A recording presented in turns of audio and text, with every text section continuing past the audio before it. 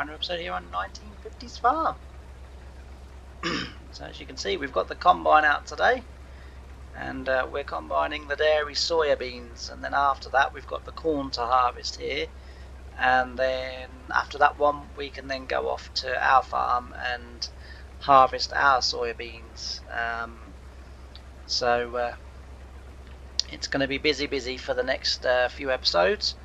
I'll try and bring as much of the combining to you that I can, and hopefully, we will get to see some good harvest action, which is what we kind of all want. Right, are we going to fit down here? I can't remember whether we fitted down here last year or not. I think we will. It's a bit hard to see because of the tree. Yeah, we'll fit. So I hope you're doing well on this exceptionally hot Friday. Wow. I'm really struggling today, but never mind. Yeah, so as I say, we're busy, as you can see, with the soybeans, and I've been reading quite a bit more about not necessarily this time as much about Harry and sort of life, what life was like for him, and for other people. I was more kind of interested in sort of the Midwest in general, and a few things that really struck me as really interesting was that in 1946, when it was between 1945 and 1946, at the end of the Second World War, when the American government announced the grants and the startup money for people to start farming and whatever else. And what happened was, and what I didn't realise, and sort of was not made obvious to me either, was that when the government announced that, in the first 18 months of that money being available, and that money was only available for 24 months, after the 24-month period the money was withdrawn, as far as I understand it. And what actually happened was that in the first 18 months in the Midwest, and I'm just talking about the Midwest now, I'm not talking about the whole of America or any of the big farming regions in America, I'm just talking about the Midwest, which is where we are. We're out in Ohio on this map, and I'm guessing as well Midwest, so you're looking at probably Illinois, I would imagine. I may be totally wrong. I've never visited the States. I've got a reasonable understanding of geography, so I'm assuming that the Midwest would be like Illinois, the Mississippi River, the Missouri River, I'm guessing. Could be wrong, and if I am wrong, correct me by all means. But yeah, so just in the Midwest region alone, over 7 million farms were started with the government grant money and sort of other incentives and initiatives that were around at that point. But 7 million farms. By 1962, that number had fallen to 3.5 million farms, which is kind of what Harry had kind of said, that a lot of the farms that had started up back then had, sort of very quickly fallen by the wayside. A lot of them were for money, for the money purposes. A lot of them, were for the money, but they weren't really farmers, and so they couldn't make a go of it, and different things like that. And that's sort of kind of what I was reading in the it was called the Look.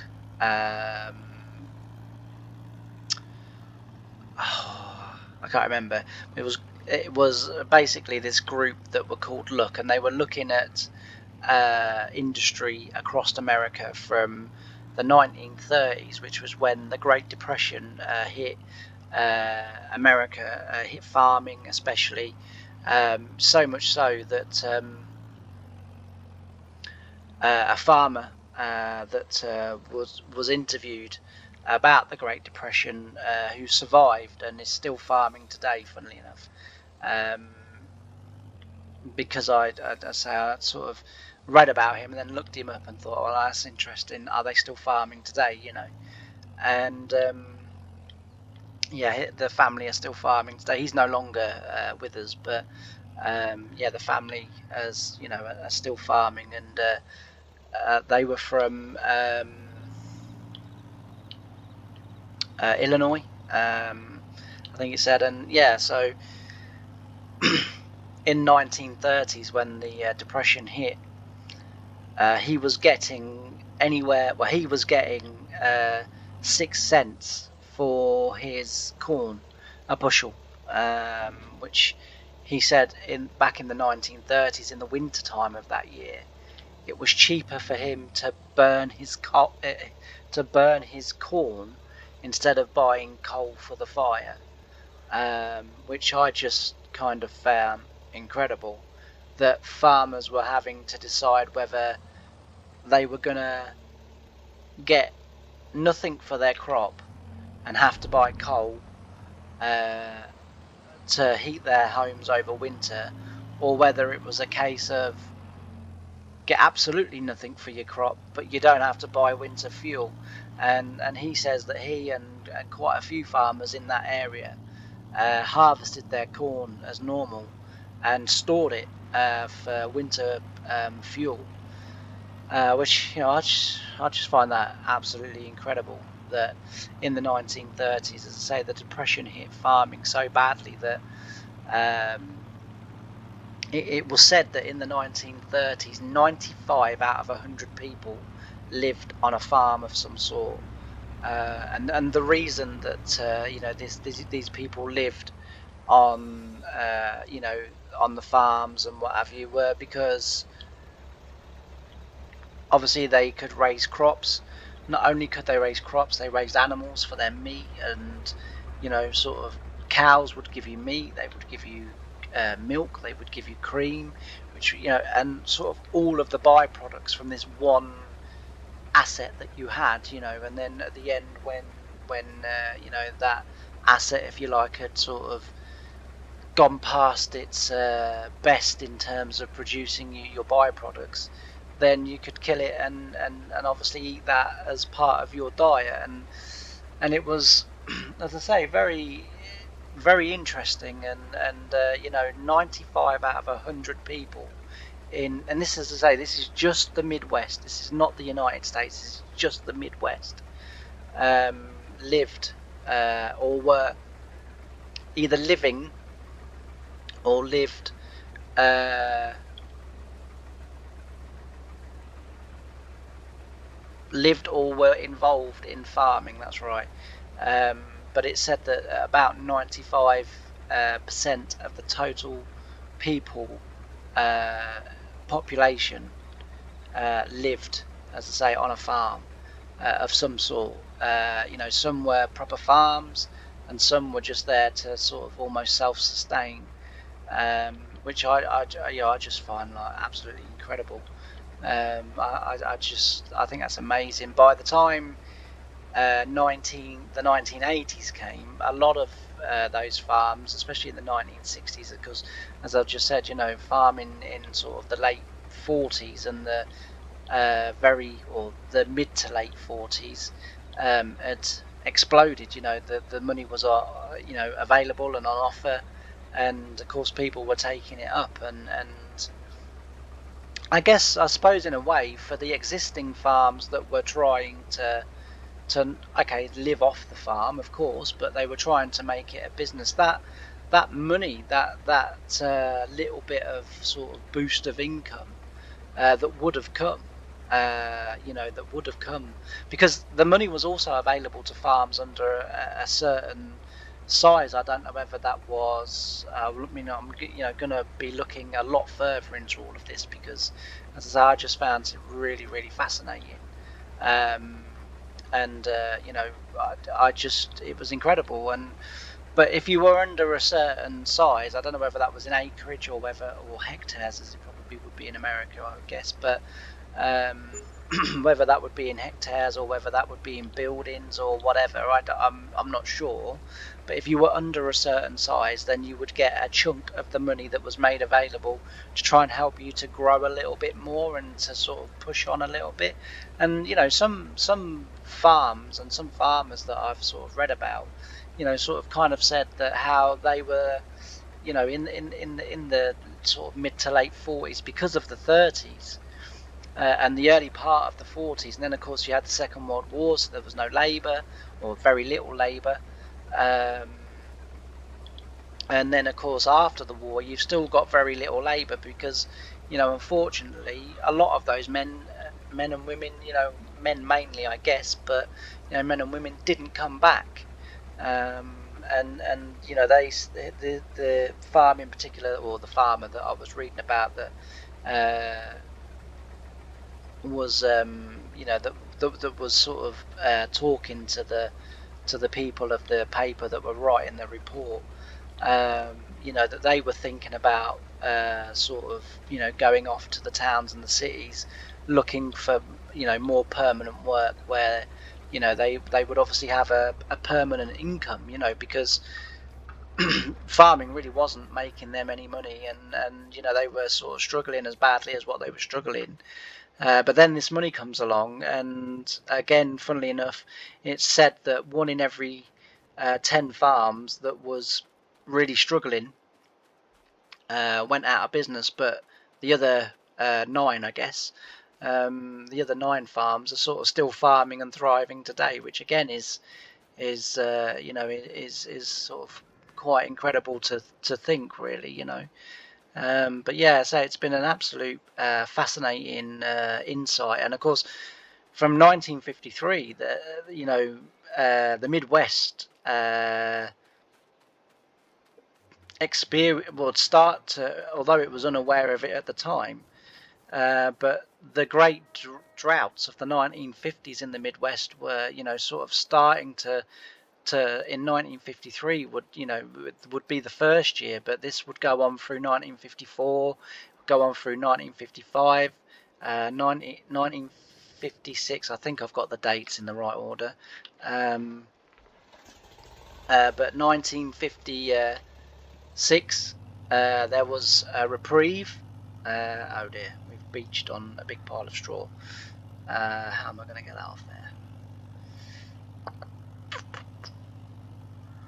Well, I could try the old trick. There we go. There you go. That's a bit of a trick for you. If you kind of get your just put your finger down on the W key, obviously, to go forwards. Detach the trailer, then attach the trailer instantly. The game sort of freaks out a little bit, jumps it, but sometimes it jumps it off the bit that's holding it up, so then you can just drive off. It doesn't look very good, but I was in the middle of talking, and it also does just show people if they are getting sort of stuck and don't know how to get out of it or whatever. That's how you get out of it.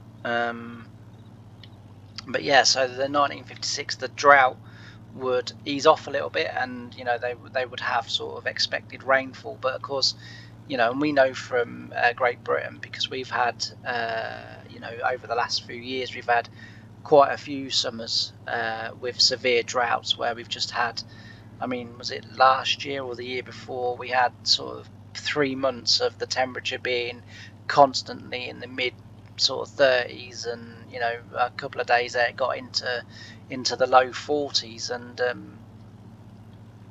we had severe droughts. And of course the thing is, when it rains again, that doesn't cure the drought. That doesn't cure the drought by a long way. You need a heck of a lot of rain to basically make that drought insignificant, because not only do you need to then regain the water that you've lost through the drought, you then need to regain all the water that you would have normally got in a normal year.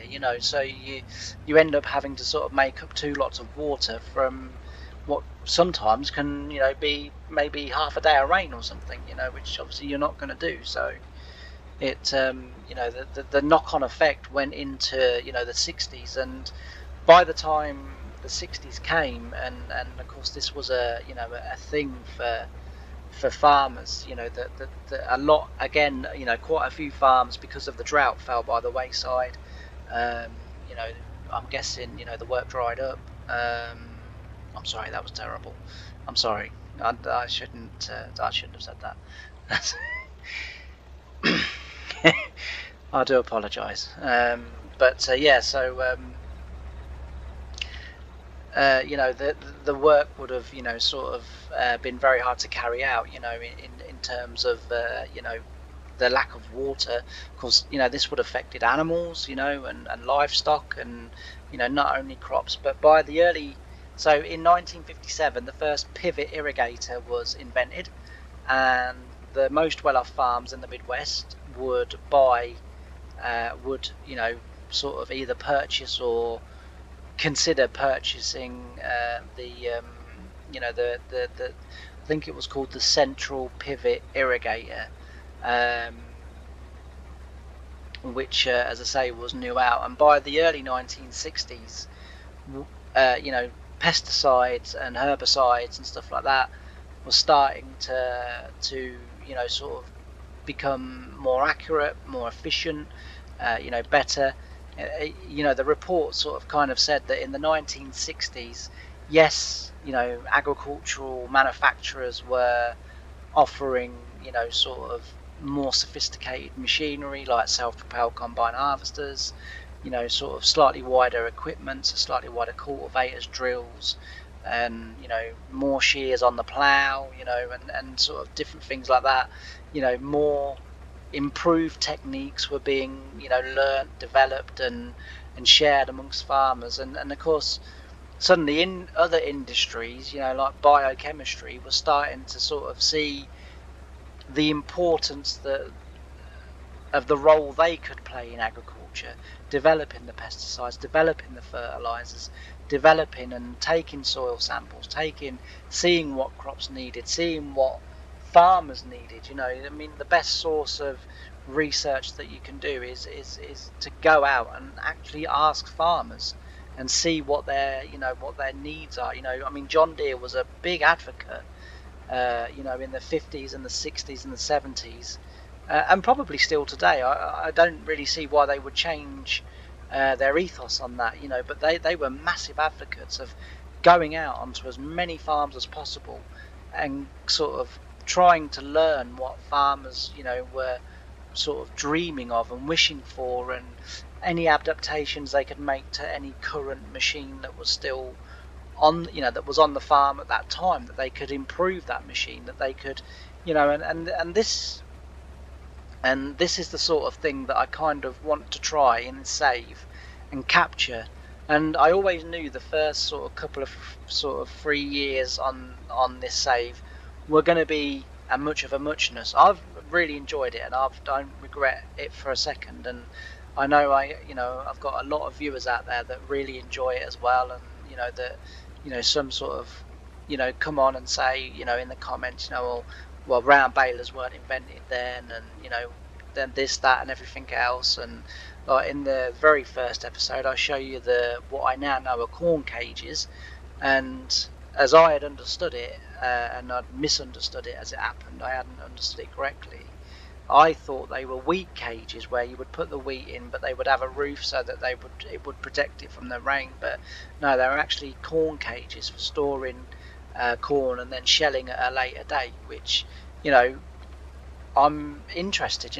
Someone had that knowledge, someone passed that knowledge on, and I was all for it, because it was like, yeah, that's interesting, that's worth knowing, that's something that, and it's a shame I wasn't doing this in 2019 on the 2019 version, because there are actually working versions of those cages that I could put corn into that would then dry it. They came with their own harvesters that would harvest the plant as whole.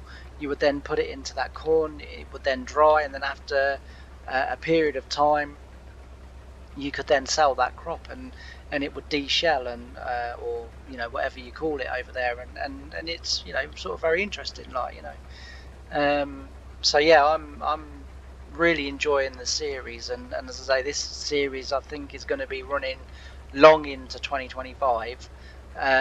Just because, unless people sort of stop watching it, then there's obviously no point me recording it. But whilst I'm still enjoying it, and more importantly, far more important than whether I'm enjoying it or not, is, as long as people are still watching and still enjoying it and still getting something from it, then obviously I'm gonna continue to do that and to record these episodes, because the thing is that the mid 50s is when things start to happen, not only on Harry's farm, but for the dairy as well.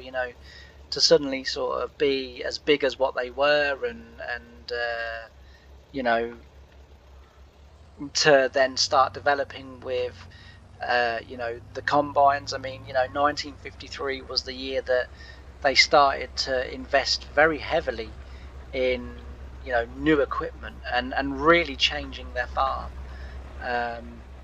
and really changing the techniques that they were using. So like I say, next year for me is a year I'm very much looking forward to, because, as you know, I sort of sell the produce from the dairy, and what I do is then deduct the money from the game account, write it down on a bit of paper, and that's how much the dairy has. Because the dairy, in sort of the mid, getting on towards the late 50s, really started to develop machinery, sheds. They started to expand out a little bit, and that there was a real change there.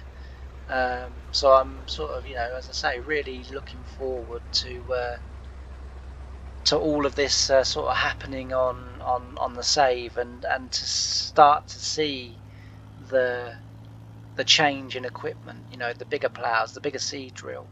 You know, um, so sort of 1953, the dairy got a new John Deere seed drill, which they had built sort of specifically for their crawler, again, to sort of kind of prove its pulling power and everything else, and all of that good stuff, and sort of saying, this is how wide we can go, and certainly on this map it's going to make drilling a lot easier, because we're going to be a lot wider than 1.2 meters, which I think no, it might be 3.2 meters actually, that drill. I can't remember now, but I know it's very small, and it does take a very long time to drill these fields. Corn planters from John Deere were starting to get wider as well, which again made a massive difference. So yeah, as I say, it's a really sort of exciting period that we're sort of not far from. And of course for Harry, he stopped working on the dairy. He's now sort of going almost full time, and this year on the game, I've been doing a few little contracts, been doing a few little bits and pieces, and what have you, trying to sort of emulate. I haven't done really much of the contracting on camera. I don't think I've done any on camera actually, but I've been doing sort of little bits and pieces off camera, just locally around Harry's farm, where it's situated, because up this end is where the fields are the smallest, believe it or not, and most of the fields around here are massive. Sort of in the context of how small our equipment is. Most of the fields around here, as I say, are massive, and are small, but they are big. As I say, in terms of the context of the size of the machinery that we're using. But yeah, so it's a good time that's coming, and incidentally, the look, sort of, I can't remember what it's like a sort of a prediction of the future. They were taking what information they had at the time and sort of predicting the future, and they had predicted that by 1980 there would be about 1 million farms left in the Midwest, producing predominantly corn, soybeans, but also as well, because I've been sort of looking 1950s, and I've been looking modern days, and sort of trying to make my own comparisons. And okay, yeah, that's interesting in the 50s. What does that look like now? What's happening now? This is sort of 2024 going into 2025, sort of in not many months' time, and with all the technology and everything that we've got available, what's happening, and now you're looking at grapes, olives, um, carrots, onions, all massively grown out in the Midwest. Potatoes, um, and I have to admit the potatoes thing did surprise me, uh, just because of how dry the Midwest is, or that's how I understand what I'm reading and understanding it, that the Midwest is quite a dry area of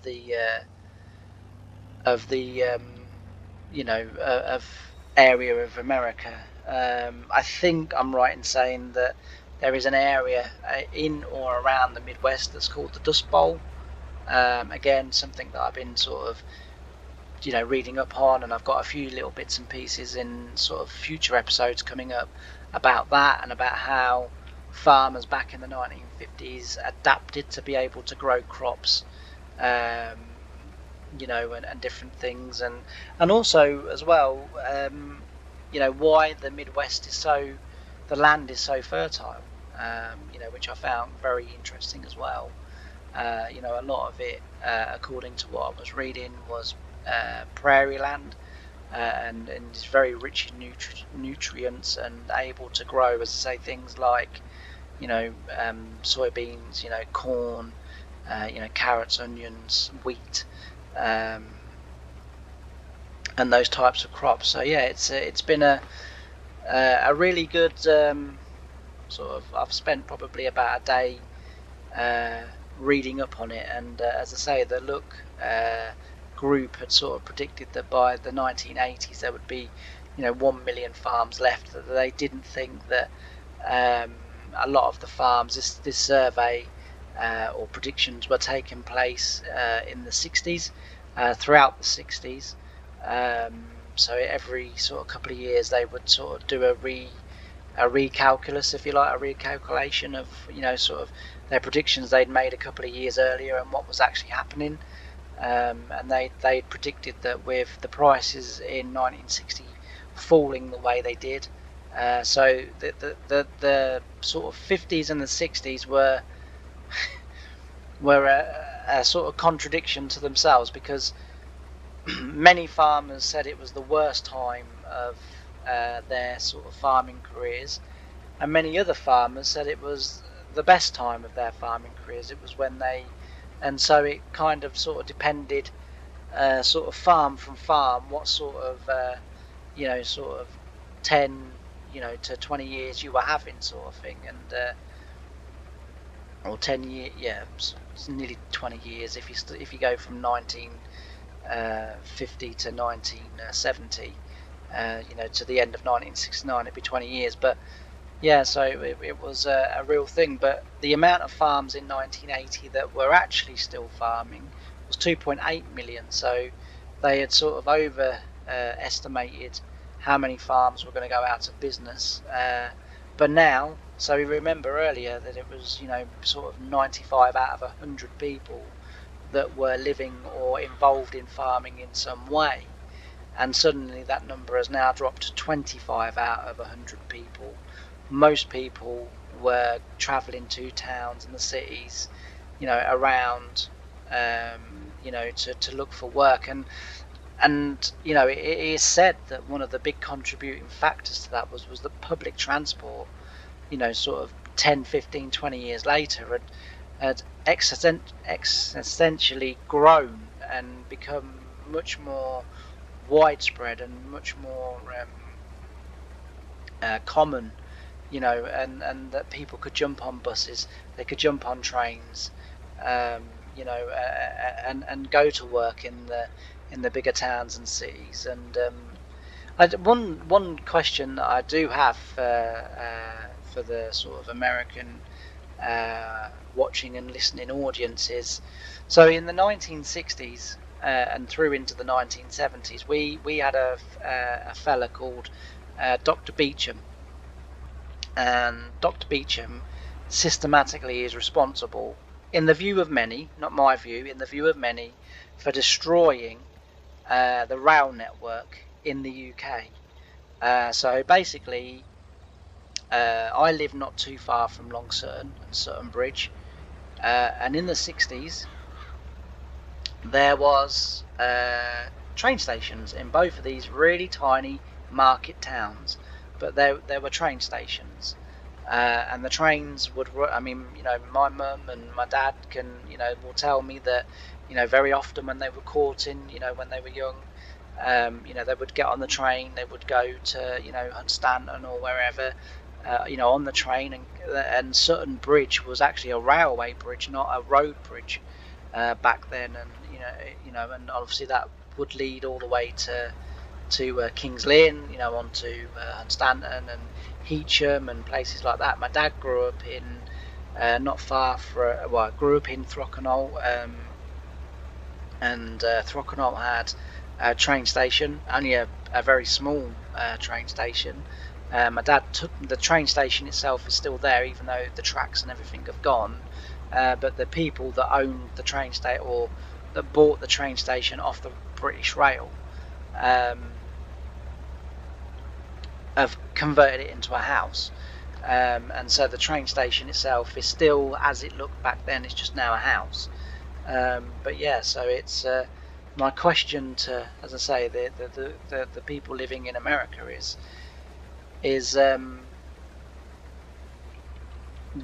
were your local rail stations in any period from say the 60s onwards destroyed, or have you managed to keep most of your sort of what I call local railways and stuff like that? Because now, as I say, Wisbech doesn't have a railway anymore. The docks are slowly disappearing as well, because the River Nene or Nen, depending on what part of Cambridgeshire and Northamptonshire you're from.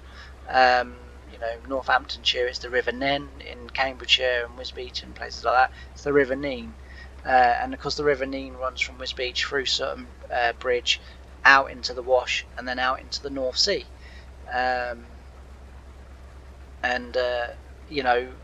That's sort of disappeared. The train stations have disappeared.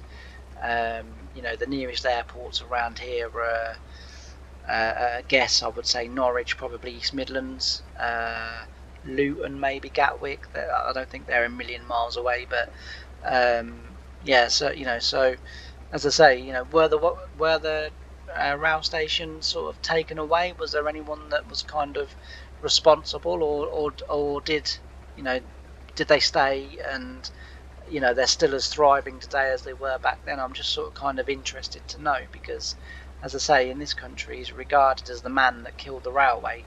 Our railway network is getting better, and it is, it's according to a program I was watching, I think it was last night on TV while I was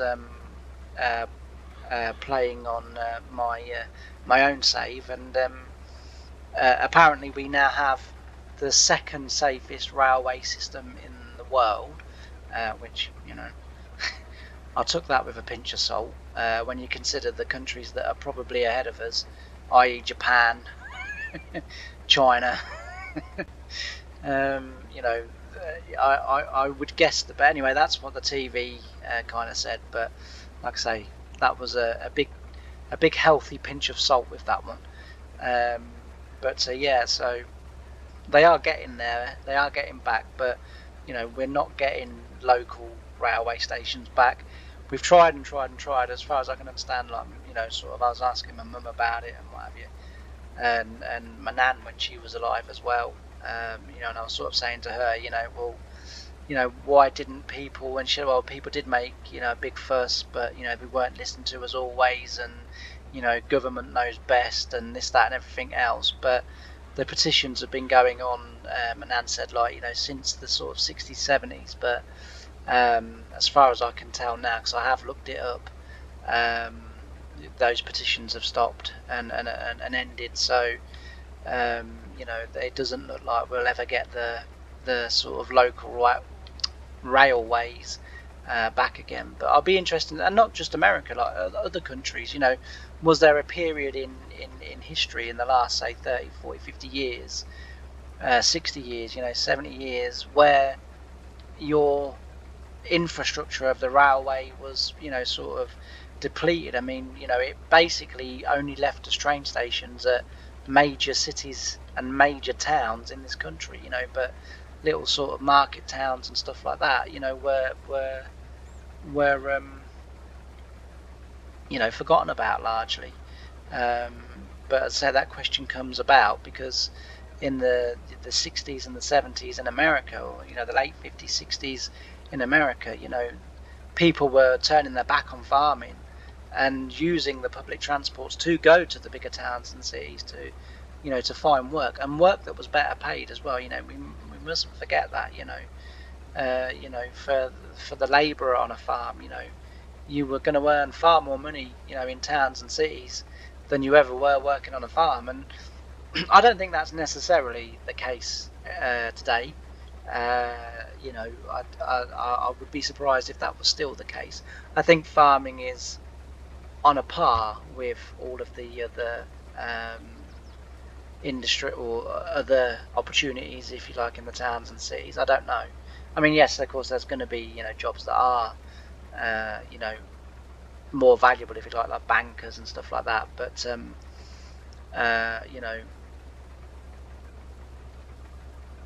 but I think everything else, like in terms of shop work and stuff like that, I think farming can probably near enough compete. I'll be surprised if they. Oh, you're joking. I forgot to put it on follow me. I have to go all the way around now. Yeah, so but yeah, as I say, I've been sort of doing quite a bit of research because I was watching a few episodes back, as I've said before. I was sort of watched to make sure that what I'm saying is accurate, and if I need to correct anything or whatever, and just to make sure the videos are good quality sound and everything like that. And the one thing that I'd kind of sort of noticed over probably the last 5, 6, 7 episodes was that whoop, that's my mouse skills. I'd noticed was that the history had sort of stopped a bit. As I say, the history that around sort of the Midwest and America and stuff had kind of sort of slowed down a bit. So I I found myself last night and this morning, first things when I was up early this morning, I was up at about 3:15, and so I thought, right, PC on, and let's get revising and let's get learning some interesting facts and stuff. And I knew today was the day that I was going to be recording 1950's Farm, and I thought, let's have some interest, if you like, some interesting facts and stories and different things from the period. But yeah, so I hope you've enjoyed it. As I say, I'll be making sure that I do a lot more of it. And then as I say, we'll sort of go back to doing little bits of history where we can, and where it fits into what we're doing on the game. But yeah, I did find sort of nearly all of that fascinating, and how sort of other industries started to realise the importance that farming was going to play in life. And another thing actually that just come to my mind that was interesting was that back in sort of the late 40s, early 50s, there were 7 million farms. In 1980 there was 2.7 million farms, or 2.5 million farms, but they were feeding twice as many people. And I think that alone highlights how much in such a short period that farming had come. That over half as many farms as there were before, but they were capable and were feeding double the amount of people. I found I again found that, and that's true for the UK as well.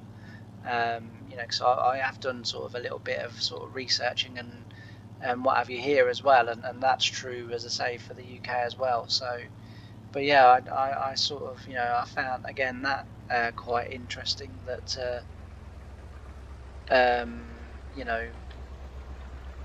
there were far less farms, but just as much food being produced. So yes, it was, as I say, it's been a very worthwhile, interesting morning.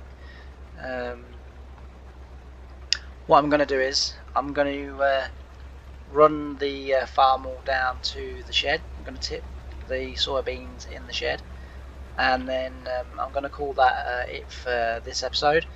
And then what I'll do is I might just do a little bit more in terms of harvest off camera, but when we come back on camera, and again I will do it then a proper video where I do time lapse and that, so that we do a lot more. But you know, we'll still be in this field. I won't get this field done off camera. What I'm hoping to do within the next few months is get a new computer. I'm then hoping to install OBS, because everyone's telling me that I need this, and it sounds fantastic, and I have sort of read up about it, and yes, it does look like something that I would be interested in having.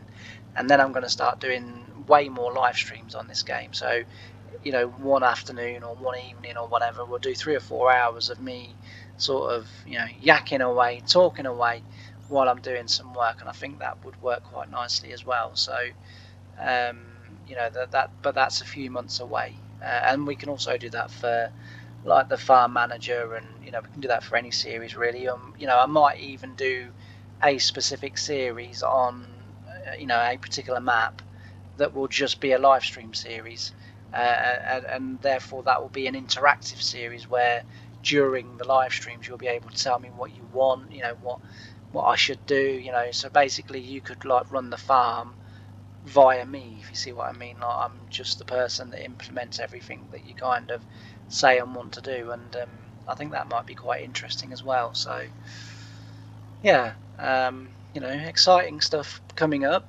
The community is starting to come together a little bit. I'm hoping, fingers crossed, I should have a little bit of time early next week. I might even have a little bit of time today, and if I do get a little bit of time later today, I'm going to sit down and I'm going to try and get Discord up and running. I'm actually going to sit there until I've actually got something working, because I've been wanting to do it for such a long time, and I sort of keep looking at it, and then I kind of lose confidence and lose belief, because you know, I'm sort of not very tech savvy, as you know, as everyone sort of kind of knows. So I thought, well, I'm going to sit and I'm actually going to do it. And someone was telling me in the comment section that Discord actually have a tutorial page where they walk you through it. So I will probably be taking advantage of that as well. And I know that there's YouTube videos as well that I can go and sort of check upon to, you know, to kind of see what I need to be doing and what have you. But yeah, I am very keen to get that up and running. As I say, that's the next sort of stage, you know, sort of that I want to complete and want to get going. So that's going to be really good. And as I say, then the new computer, and then OBS, and then, you know, new editing software, and really start to try and you know, make a big difference in terms of the videos and everything that I'm producing. But anyway, as I say, I'm going to leave this video here for today. I forgot to turn the straw chopper on around the outside of the field, which has annoyed me, because that straw is always hard to get. But never mind, that's something we'll have to sort out. But yeah, so I hope you've enjoyed the episode. If you have, please smash that like button, hit that subscribe button, share it everywhere, hit the notification bell, and we'll all be happy. That was a little bit cheeky, I do apologise. But all that's left for me to say is I have really enjoyed talking to you on this episode and having your company while I play the game, and I really hope you join me again for the next one. Bye for now.